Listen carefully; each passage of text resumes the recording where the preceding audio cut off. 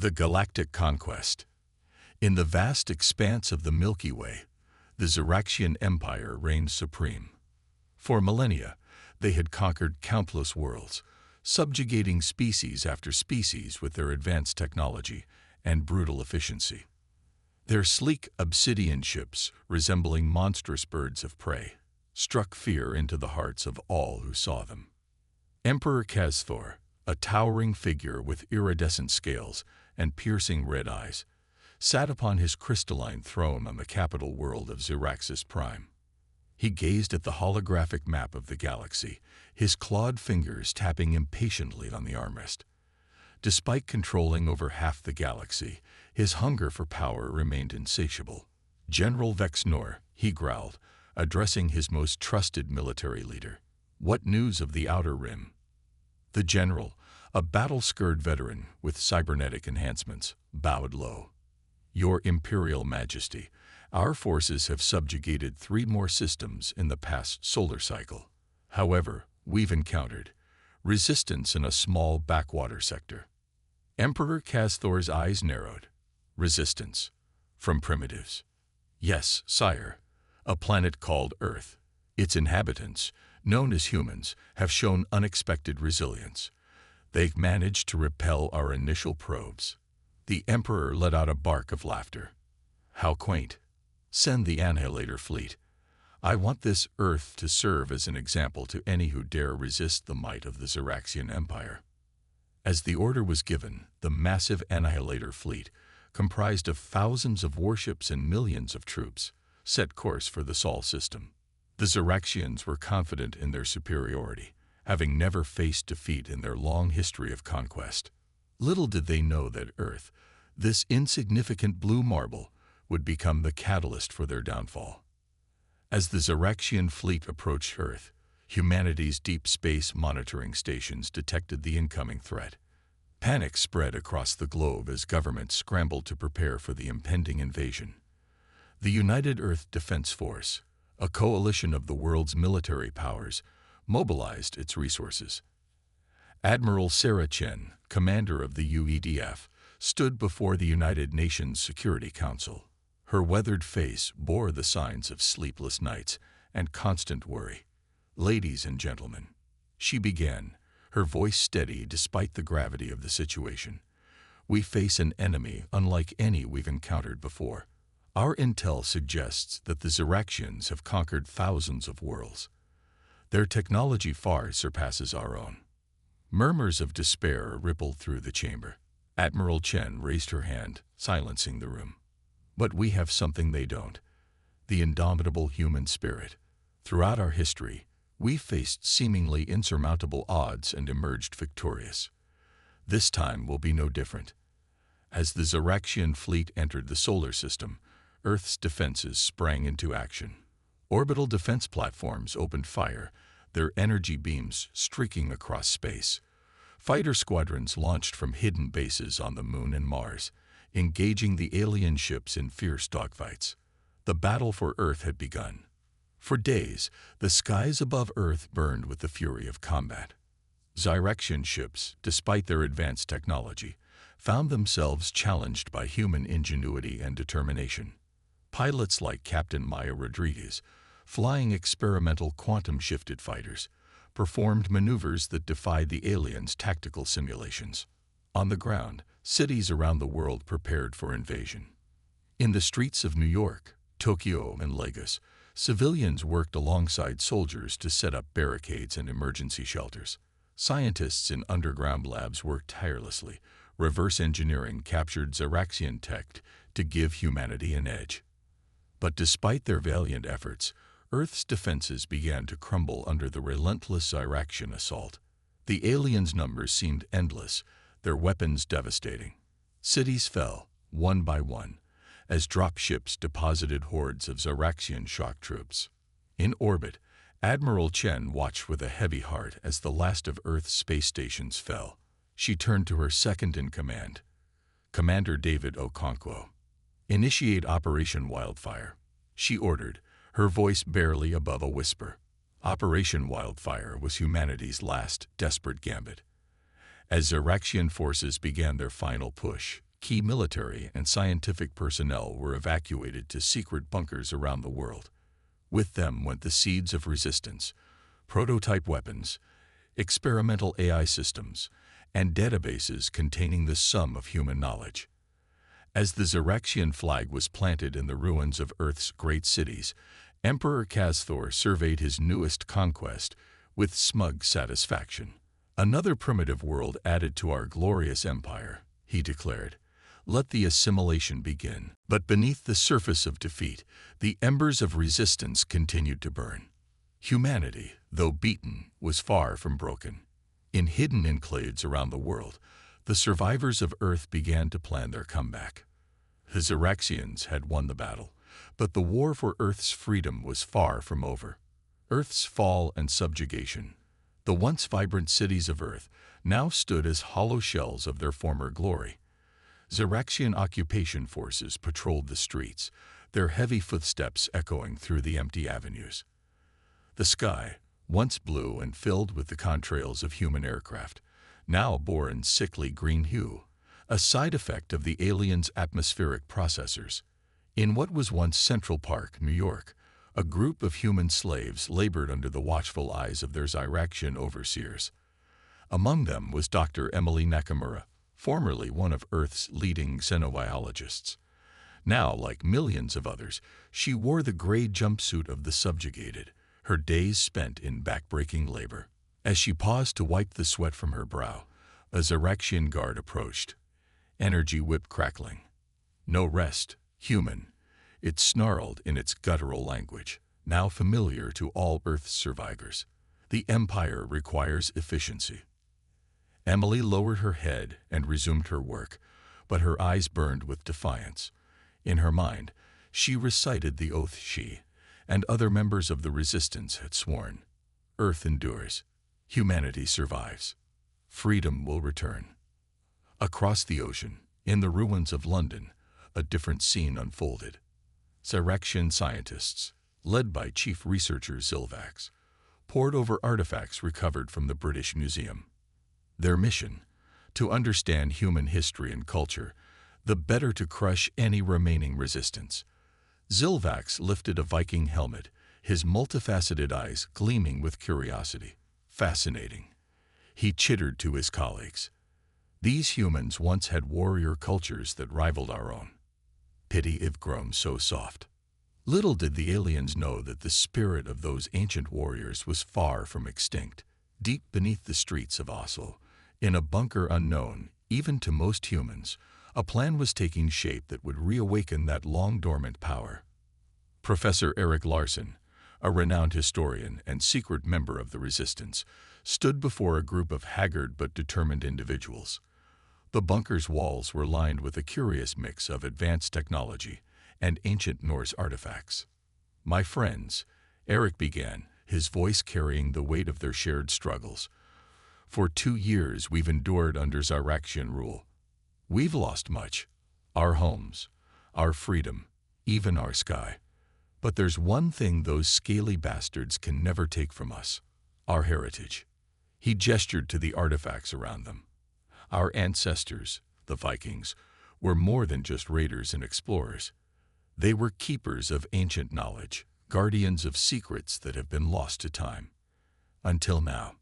Erik approached a section of wall carved with intricate runes. As he placed his hand upon it, the runes began to glow with an otherworldly light. The assembled resistance members gasped as the wall slid open, revealing a hidden chamber. Inside, bathed in a soft blue glow, stood a suit of armor. But this was no ordinary armor. It seamlessly blended ancient Norse designs with technology that seemed far beyond even Xeraxian capabilities.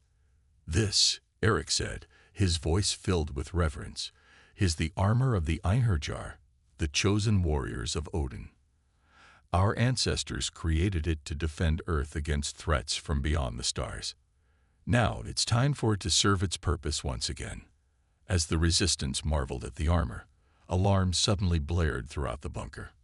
On the security monitors, they saw teams of Xeraxian soldiers converging on their location. "They'd found us," someone cried out in panic. Eric's face hardened with resolve. Then it's time to show these aliens what happens when you back a Viking into a corner. He turned to a young woman named Freya, one of their most skilled fighters. You're our best hope. The armor is yours. As Freya donned the Einherjar armor, she felt an incredible surge of power coursing through her veins. Ancient magic and advanced technology merged, transforming her into something more than human. The bunker's doors burst open, and Xeraxian soldiers poured in, energy weapons blazing. But they were met with a sight that froze them in their tracks. A warrior clad in gleaming armor, wielding a sword that crackled with lightning. Freya let out a battle cry that would have made her ancestors proud. She charged into the Xeraxian ranks, her enhanced strength and speed, making her all but unstoppable.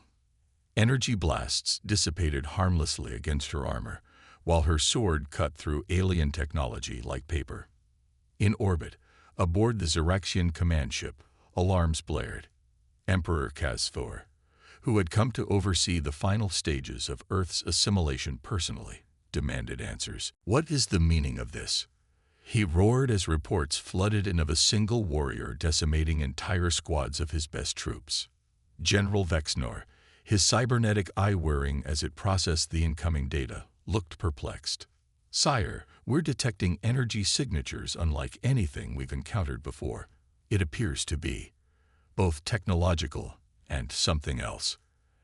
As the resistance fought their way out of the bunker, led by the unstoppable Freya, a spark of hope ignited in the hearts of humans worldwide. News of the Viking warrior who stood against the Xeraxian Empire spread like wildfire through hidden communication networks.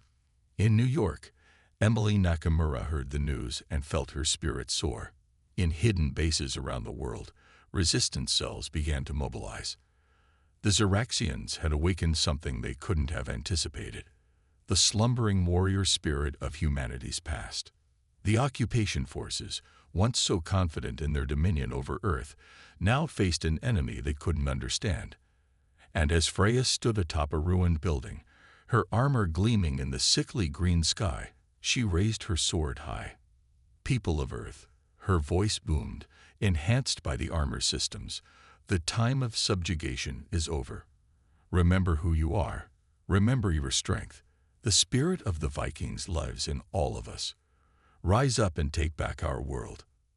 Across the planet, humans began to emerge from hiding, armed with whatever weapons they could find. Bolstered by the return of their warrior heritage, they began to fight back against their alien oppressors. The Xeraxian Empire, for the first time in its long history of conquest, felt the cold grip of fear. The easy victory they had expected on Earth was turning into a nightmare. And this was only the beginning. The awakening of ancient power. As news of Freya's victory spread, a change swept across the occupied Earth. In the hearts of the downtrodden humans, a long-dormant fire began to rekindle. The Xeraxians, once viewed with terror and despair, were now seen as conquerors who could be defeated. In the remnants of Stockholm, Dr. Astrid Lindgren, a quantum physicist turned resistance fighter, pored over data stolen from Xeraxian databases. Her eyes widened as she made a startling discovery. It can't be, she muttered, double-checking her findings. She rushed to the hidden resistance base, convened an emergency meeting. The Einherjar armor Freya wears, Astrid explained to the assembled leaders. It's not just a combination of advanced tech and ancient magic. It's tapping into something fundamental to the universe itself, quantum entanglement on a scale we've never seen before. Erik Larsen, still recovering from injuries sustained during their escape from Oslo, leaned forward. What does this mean for our fight? Astrid's eyes gleamed with excitement. It means we can replicate it. Not the armor itself, that's beyond our current capabilities. But the underlying principle, we can use that to enhance our weapons, our defenses. We can level the playing field against the Xeraxians. As the resistance began to implement Astrid's discoveries, the tide of the war slowly began to turn. Human weapons, augmented with this new quantum technology, could now penetrate Xeraxian shields. Communication devices, once easily jammed by the aliens, now operated on frequencies the Xeraxians couldn't detect. But the Empire was far from defeated. In response to the growing human threat, Emperor Kaz-Thor dispatched his most elite forces, the Void Stalkers, led by the ruthless commander Kylox. These shadow warriors were tasked with hunting down and eliminating the leaders of the human resistance. Freya, now a symbol of hope for humanity, found herself the primary target of the Void Stalkers. As she led a raid on a Xeraxian supply depot in the ruins of Berlin, she was ambushed by a squad of the elite aliens. The battle that ensued was like nothing Earth had seen before. Freya's Einherjar armor clashed against the advanced stealth tech of the Void Stalkers. The streets of Berlin became a battleground where ancient Norse power met the most advanced weapons of a galactic empire. As Freya fought for her life, the Resistance's new quantum-enhanced weapons came into play.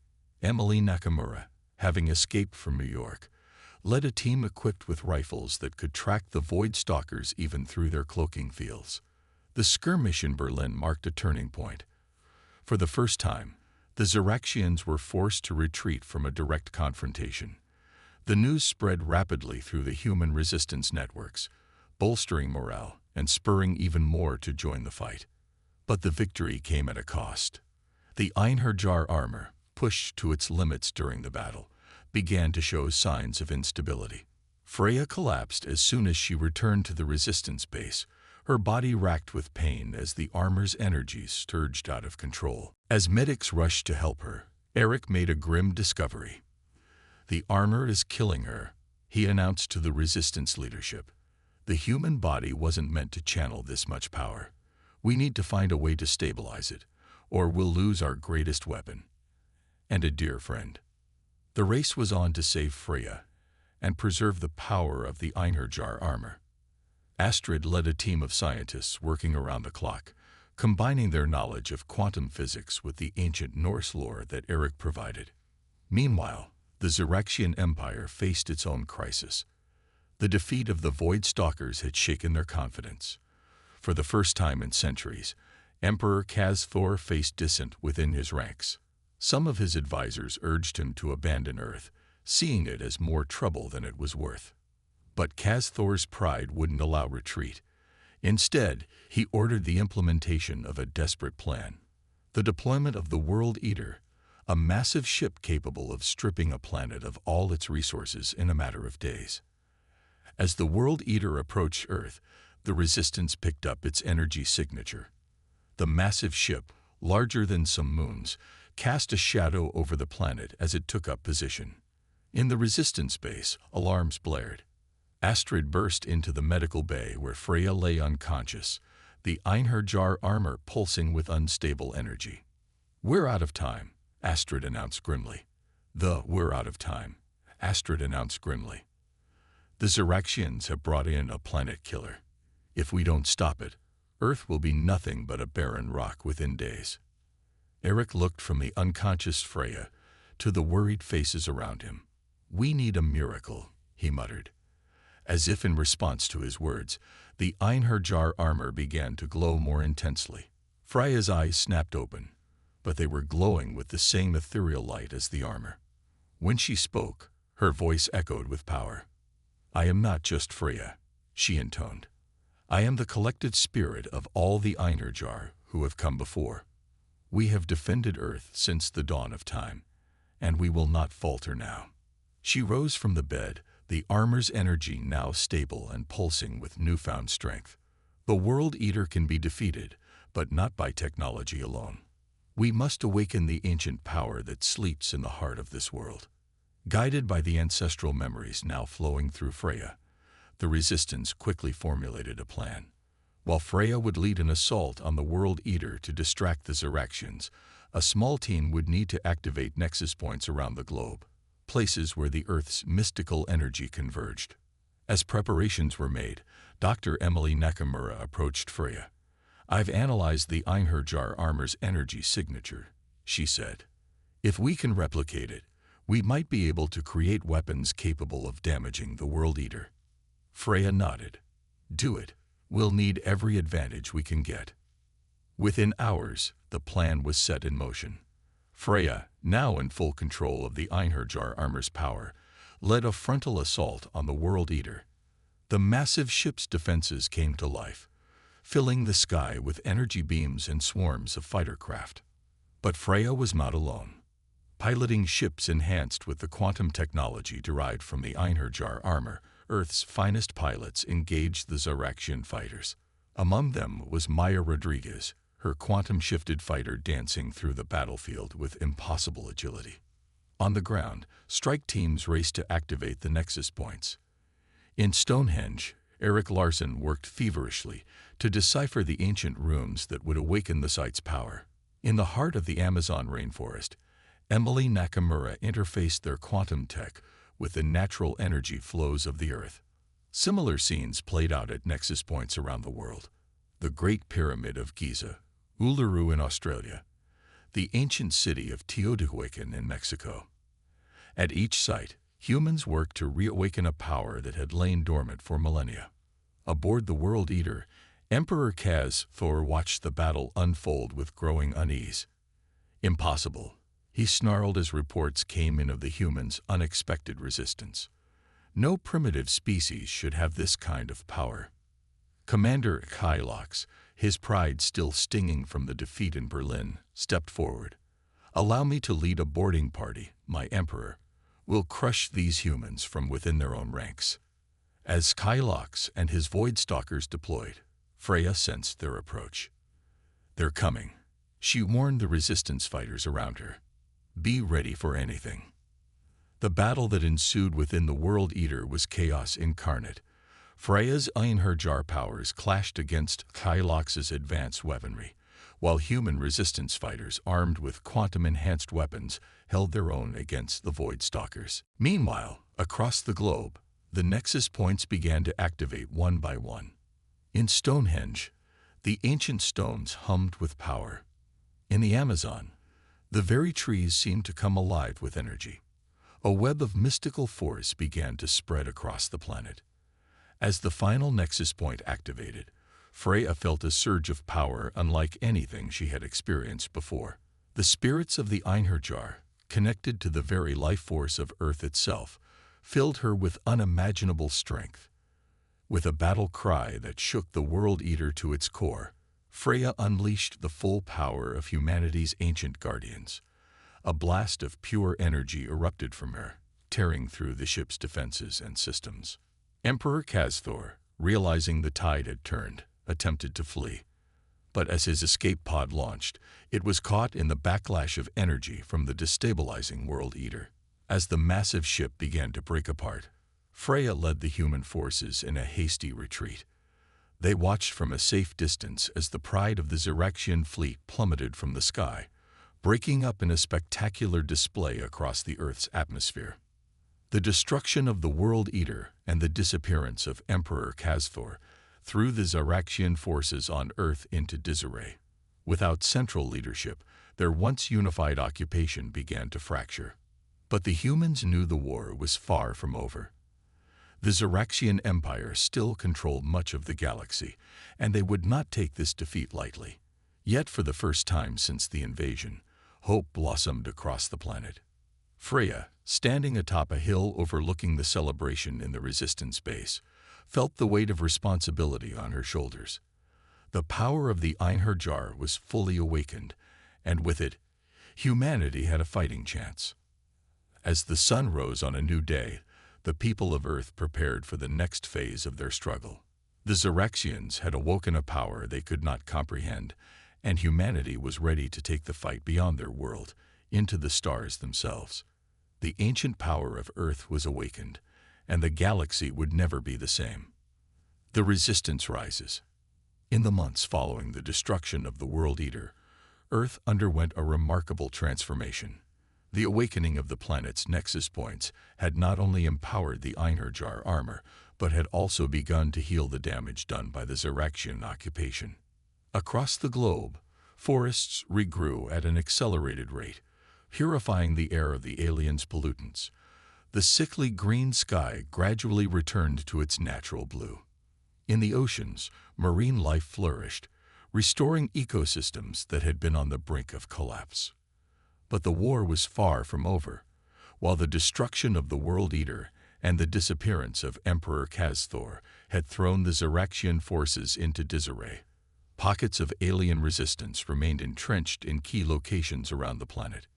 In what was once the United Nations headquarters in New York, now a stronghold of the human resistance, leaders from around the world gathered to plan their next move. Freya, still clad in the Einherjar armor, stood at the head of the table. "We've won a significant victory," she began, her voice carrying the weight of her responsibility. "But the Ziraxian Empire still controls much of the galaxy. We need to take the fight to them before they can regroup and launch another invasion." Dr. Emily Nakamura stepped forward, activating a holographic display of the solar system. "We've been analyzing the quantum signatures left by the Ziraxian ships. We believe we can modify our own vessels to achieve faster-than-light travel." A murmur of excitement ran through the assembled leaders. The ability to travel between stars had long been a dream of humanity. Now it seemed that dream was within reach. "There's more," Emily continued. "The energy released by the nexus points has had an unexpected side effect. A small percentage of the human population has begun manifesting abilities." As if on cue, a young man named Alex Chen stepped forward. With a gesture, he caused the holographic display to shift and change, manipulating the energy field with his mind. "We're calling them awakened," Emily explained. "Their abilities vary, but they all seem to be connected to the same energy that powers the Einherjar armor." Freya nodded thoughtfully. "This could be the edge we need, but we'll need to move quickly. The longer we wait, the more time the Ziraxians have to prepare." Over the next weeks, a daring plan took shape. While part of the resistance would remain on Earth to root out the remaining Ziraxian forces, a fleet would be assembled to take the fight to the stars. This armada would be crewed by a combination of seasoned soldiers, brilliant scientists, and newly discovered awakened individuals. As preparations for the mission ramped up, Freya found herself grappling with a difficult decision. The power of the Einherjar armor was needed to lead the charge against the Ziraxian Empire, but Earth still needed protection. In a secluded grove that had once been part of Central Park, Freya met with Erik Larsen and Astrid Lindgren. The ancient trees, revitalized by the Earth's awakened energy, provided a serene backdrop for a momentous conversation. "I've made a decision," Freya announced. "I'm going to split the power of the Einherjar." Erik's eyes widened in surprise. "Is that even possible?" Freya nodded. "The spirits of the Einherjar have shown me how. It's risky, but necessary. I'll retain half of the power to lead the fleet. The other half will stay here on Earth, bound to a chosen guardian."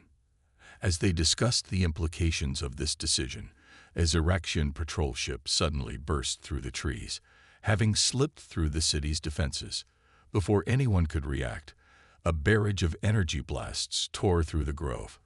Freya's armor activated instantly, deflecting the blasts. But to her horror, she saw Erik fall, struck by a stray shot. As Astrid rushed to his side, Freya unleashed her power against the Ziraxian ship, tearing it apart with a blast of energy.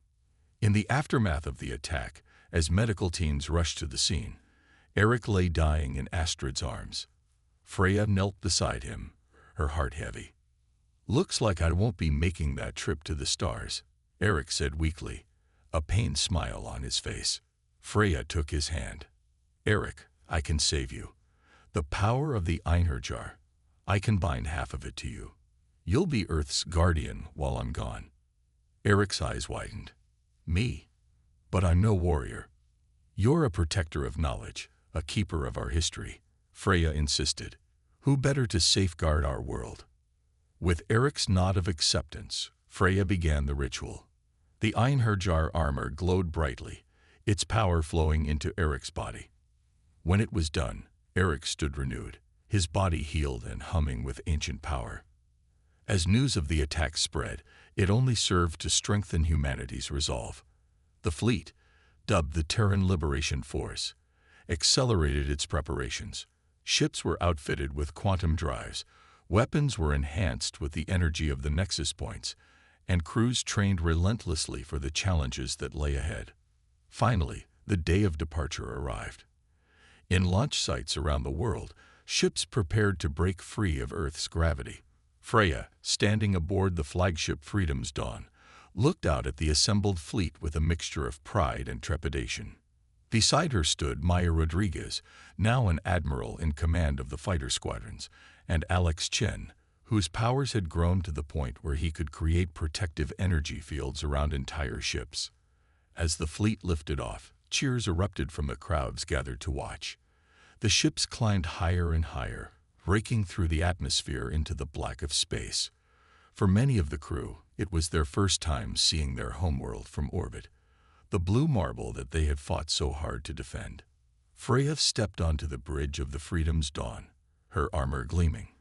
"All ships report ready, Commander," the communications officer announced. With a nod, Freya gave the order. "Activate quantum drives. Our destination, the heart of the Xeraxian Empire." In a flash of dazzling energy, the Terran Liberation Force vanished from Earth's orbit, hurtling across the vast distances of space. The next phase of the war had begun, and humanity was taking the fight to the stars. Back on Earth, Erik Larson stood atop the rebuilt Statue of Liberty, his body pulsing with the power of the Einherjar. He watched the fleet depart, then turned his gaze to the planet below. There was much work to be done to fully reclaim their world, but for the first time in years, the future looked bright. As night fell across the liberated Earth, its people looked to the stars with a new sense of purpose. Their heroes were out there, fighting to ensure the freedom not just of humanity, but of all the oppressed peoples of the galaxy. The resistance had risen, and the universe would never be the same. Part 5. Humanity's Triumph. The vastness of space stretched out before the Terran Liberation Force as they emerged from their quantum jump on the outskirts of the Xeraxian Empire. The fleet hung in space, a testament to human determination and ingenuity. On the bridge of the Freedom's Dawn, Freya stood in her Einherjar armor, surveying the star map before her. "Multiple Xeraxian patrols detected," reported the sensor officer, her voice tense. "They've spotted us." Freya nodded grimly. "So much for the element of surprise. All ships, battle stations. Let's show these tyrants what humanity can do." As klaxons blared throughout the fleet, ships moved into formation. Squadrons of fighters, led by Admiral Maya Rodriguez, launched from their carriers. On the flanks, cruisers bristling with weapons powered up their systems. The Xeraxian response was swift and brutal. A swarm of their bird-like ships descended upon the human fleet, energy weapons blazing. But this time, humanity was ready. Freya's voice rang out over the comms. "Remember why we're here. For Earth, for freedom, for all the races oppressed by the Empire. Today, we make our stand." The battle that ensued was like nothing the galaxy had ever seen. Human quantum-enhanced weapons clashed against Xeraxian energy shields. Fighters danced between capital ships, their pilots pulling off maneuvers that defied the aliens' tactical predictions. Aboard one of the carriers, Alex Chen and a group of other awakened humans focused their powers, creating a massive energy field that deflected incoming Xeraxian torpedoes. On another ship, Dr. Emily Nakamura coordinated a team that used repurposed Xeraxian tech to hack into enemy systems, sowing chaos in their ranks. As the battle raged, news of the human attack spread across the Empire. On countless subjugated worlds, hope began to stir. Races that had long ago given up on freedom watched the broadcasts with growing excitement. Some even began to rise up, inspired by Earth's example. But the course of the battle turned when a massive Xeraxian dreadnought entered the fray. Nearly the size of a small moon, it dwarfed even the largest human ships. Its weapons began to tear through the Terran fleet with frightening ease. "All ships, fall back and regroup," Freya ordered, her mind racing for a solution. That's when she saw it, a familiar energy signature emanating from the heart of the dreadnought. "It can't be," she whispered, then opened a channel to the fleet. The World Eater. They've rebuilt it into that dreadnought. And if I'm right, Emperor Casthor is on board. A plan quickly formed. While the bulk of the fleet continued to engage the Zyraxian forces, Freya would lead a small strike team to infiltrate the dreadnought. Their goal: to reach the World Eater's core and overload it, taking out the Zyraxian command structure in one fell swoop. Using a combination of Freya's Einherjar powers and Alex's energy manipulation, a small team managed to slip aboard the massive ship. They fought their way through corridors teeming with Zyraxian soldiers, their progress aided by Emily's hacking of the ship's systems. Finally, they'd reached the central chamber. There, surrounded by banks of pulsing machinery, stood Emperor Casthor. The Zyraxian leader had survived the destruction of the original World Eater, but at a cost. Half of his body was now cybernetic, a fusion of alien flesh and machine. So, Casthor's voice boomed, a mixture of organic and synthetic tones. The primitives have come to meet their doom. Freya stepped forward, her armor glowing with power. It's over, Casthor. Your empire ends today. What followed was a battle of titanic proportions. Casthor, empowered by the ship's systems, proved to be a formidable opponent. Energy blasts and quantum-enhanced blows shook the very foundations of the dreadnought. As Freya engaged the Emperor, Alex and the other team members worked to overload the ship's core. But they soon realized a terrible truth. The only way to trigger a large enough explosion would be from inside the core chamber itself. It would be a suicide mission. Freya, hearing this over the comms, knew what had to be done. With a burst of power, she knocked Casthor back and turned to her team. Get to the escape pods. I'll handle this. But Freya, Alex protested, you won't survive the explosion. Freya smiled sadly. The spirit of the Einherjar will live on. Now go. Earth needs you. As her team reluctantly retreated, Freya turned back to face Casthor. The Zyraxian Emperor, his cybernetic parts sparking from damage, laughed coldly. You would sacrifice yourself. How typically human. Weak. Sentimental. No, Freya replied, her voice resonating with the power of all the Einherjar before her. This is strength. This is the power you could never understand. With that, she charged at Casthor, driving them both into the ship's core. The Einherjar armor began to glow brighter and brighter, merging with the energy of the World Eater's heart. Outside, the human fleet watched in awe as the massive dreadnought began to crack apart, energy spilling from its seams. In a final, blinding flash, the ship exploded, taking a significant portion of the Zyraxian fleet with it. As the light faded, a stunned silence fell over the battlefield.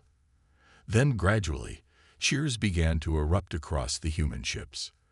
The Zyraxian forces, their command structure destroyed, and their emperor presumed dead, fell into disarray. Taking advantage of the chaos, Admiral Maya Rodriguez led a fierce counterattack, breaking the back of the remaining Zyraxian resistance.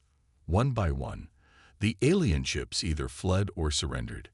In the aftermath of the battle, as the human fleet began the process of liberating nearby worlds, a lone escape pod was recovered from the debris field. Inside, barely alive but still breathing, was Freya. The power of the Einherjar, in its final act, had protected her from the worst of the explosion, though at great cost. As she was rushed to medical bay, her armor crumbled away, its power spent. News of the victory spread rapidly across the galaxy. On hundreds of worlds, oppressed races threw off the yoke of Zyraxian rule.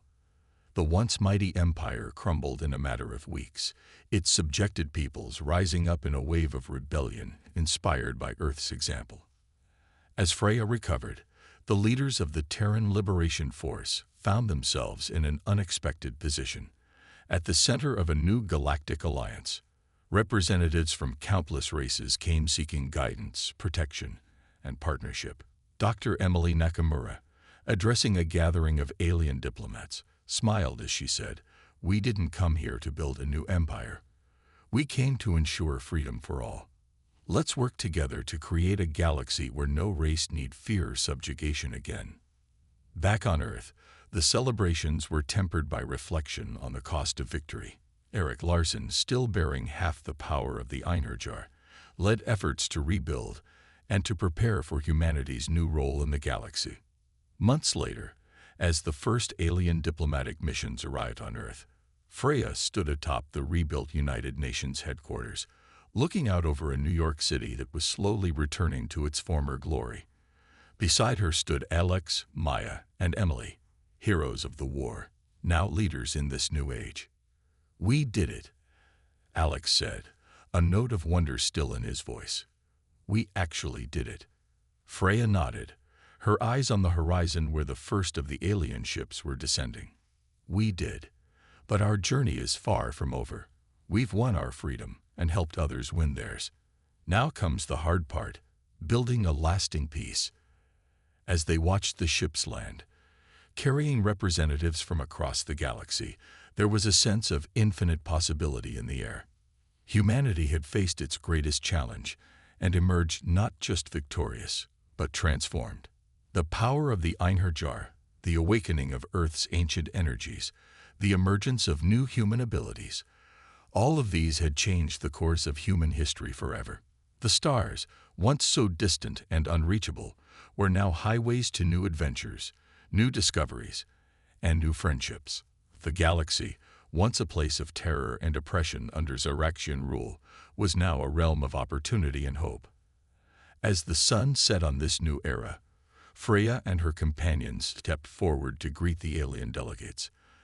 They carried with them the indomitable spirit that had seen humanity through its darkest hour, the courage, the determination, and the compassion that had not just saved Earth, but had lit a beacon of freedom for the entire galaxy. The Zaraxian Empire had sought to subjugate humanity. Instead, they had awakened a sleeping giant. In trying to conquer Earth, they had unleashed a force that would reshape the very foundations of galactic society. As night fell and the stars came out, stars that were no longer distant points of light, but gateways to new worlds, humanity looked to the future with hope and determination. The Viking spirit, awakened in their hour of need, would guide them as they took their place among the stars. The story of Earth's resistance and triumph would be told for generations to come, across countless worlds. It would inspire others to stand up against tyranny, to fight for freedom, to reach for the stars. For in the end, it wasn't just the power of the Einherjar or advanced technology that had saved humanity. It was the uniquely human traits of courage, innovation, and the unwavering belief in a better future. These were the true seeds of their victory, the real legacy of their triumph. And as the new galactic age dawned, humanity stood ready to face whatever challenges lay ahead, united in their diversity, strengthened by their struggles, and guided by the timeless spirit of exploration and discovery that had always defined their species. The Galactic Empire's triumph had indeed been shattered by humanity's Viking rage. But from that shattering, a new and brighter future had emerged, not just for Earth, but for all the peoples of the galaxy.